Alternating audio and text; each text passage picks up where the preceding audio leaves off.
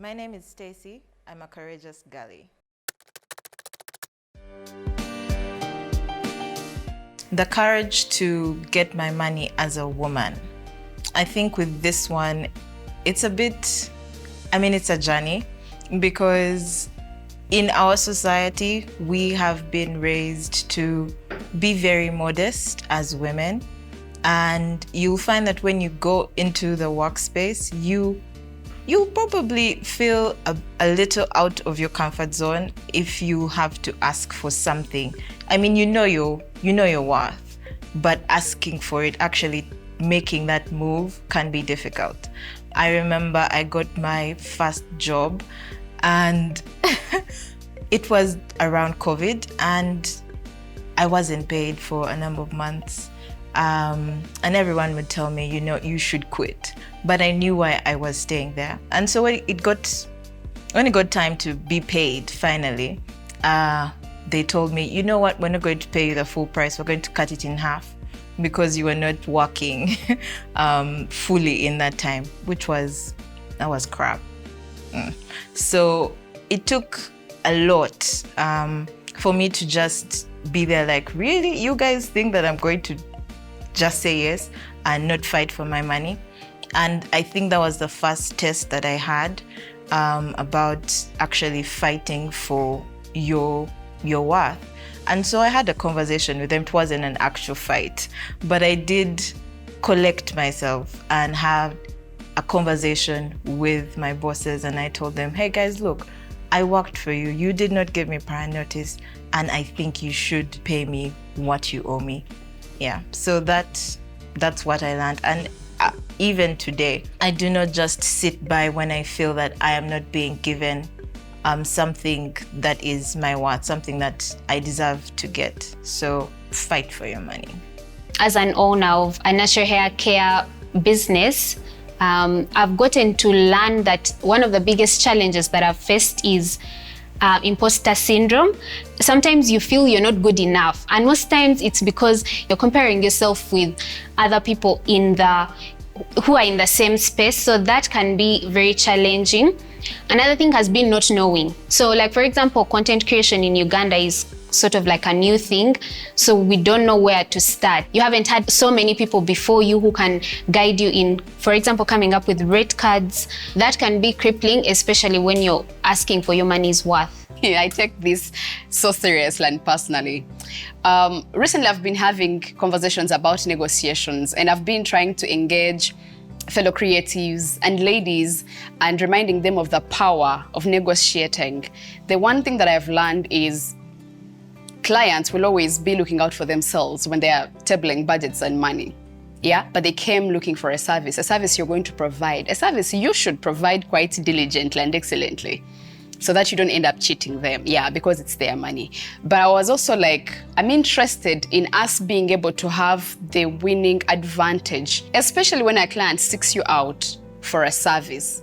So I'm gonna give you an example. Someone texted me at 10 p.m. and told me they wanted my services of voiceover narrations. They wanted 6 deliverables and were offering a bold 150,000 Ugandan shillings. So I tried to negotiate. Like, 150 was such a low starting point. But even then I was like, you know what, let's see. So anyway, I negotiate and the guy tells me, no, that's our budget. If you can't take that, then I'm afraid we're going to have to look for someone else. And I told him, let's pass. Let me tell you something. I was going through the most at the time. Like the last 1 month, I was like so broke, not poor. I was broke. I needed money. I could have just worked for that money because I have a recording mini studio at home. I could have.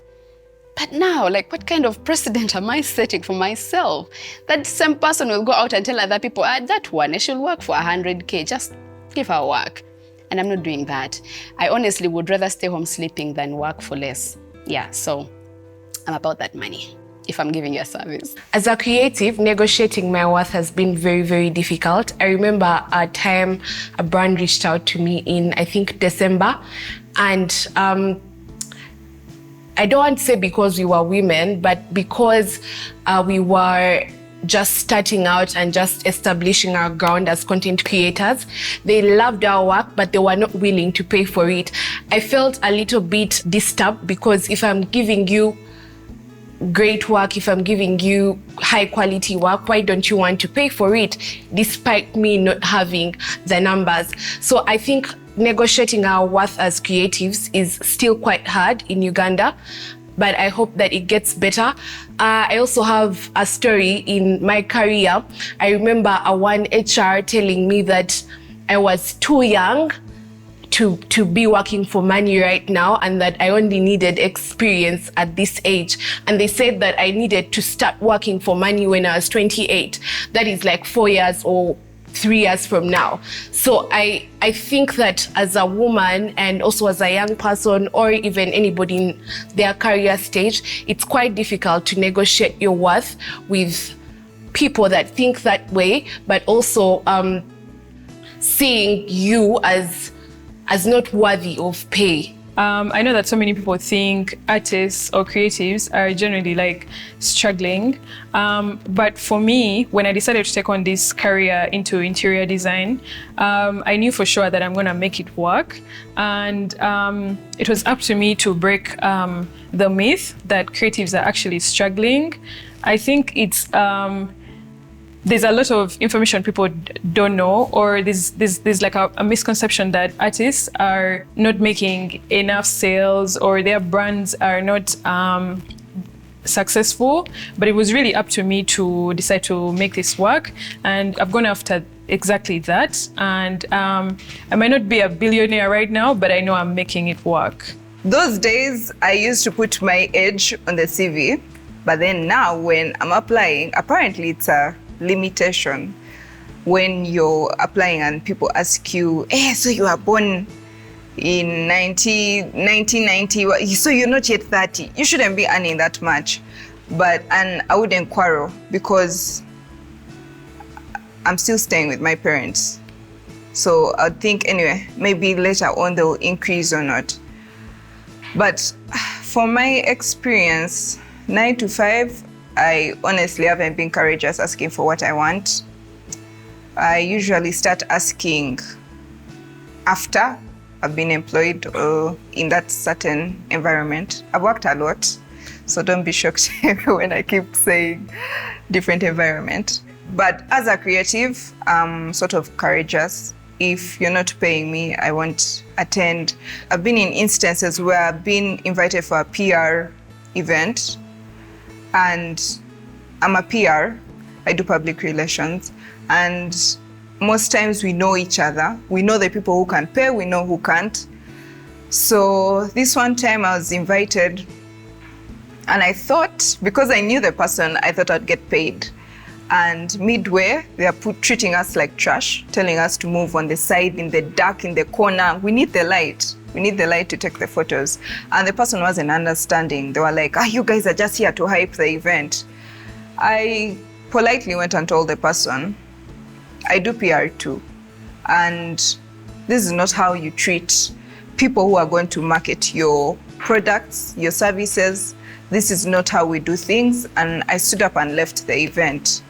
And sadly, ever since then, I've been removed off PR lists.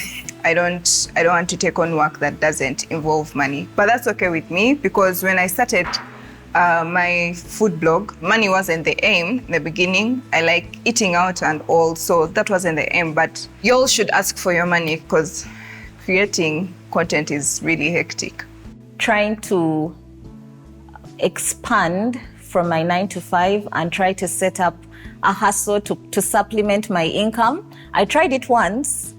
I felt that I was compromising so much to get my product to the people who needed to. So I was compromising a lot on price, on how much I wanted them to give me. I was basically begging them to get the product. So that business crashed and burnt. And so as I am now currently working on starting a new one, I'm going back to those old habits and seeing that I'm actually coming up with a better product. So when I ask for a price, I do not have to defend it. I do not have to buy it, and know that the people who will take this product will know what they're buying. I'll tell a story. I remember the first time I started working, and I was given 500,000 Uganda shillings, I never negotiated. I never even at one point thought that I was worth more than 500K.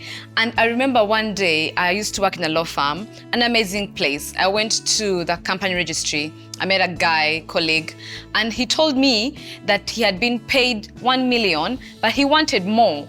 And I said, wait, you mean at this stage in our career, we can actually ask for more money? I said, oh my God. And I think for me, that opened me up to realizing that you must be courageous to know that you are worth more than what you're being paid. And in terms of my career, in terms as a creative, I honestly will not say I have been very courageous. I have been treating my content as a hobby, as a side hustle, because I was scared to own the fact that I can actually earn from creating content. I was scared to own it. And I remember one of my very good friends, Consolate, my manager, told me one day that, do you know you are actually very, very creative and you can actually earn money from this? And that's when I realized that, you know what, I am underselling myself. And from that time, I decided to own my creative journey as a business. And yes, I am a brand. At that time is a brand, and I'm coming for your money. What does it mean to live a courageous self? What does a courageous to live a true? Wait, what did you write? What does it mean to be courageous? You wrote some random shit here. Okay, what does it mean to live a life true to yourself? Like, what does courage to live a life true to yourself look like? Is that the question? Yeah, what does courage to live a life true to yourself look like? Okay.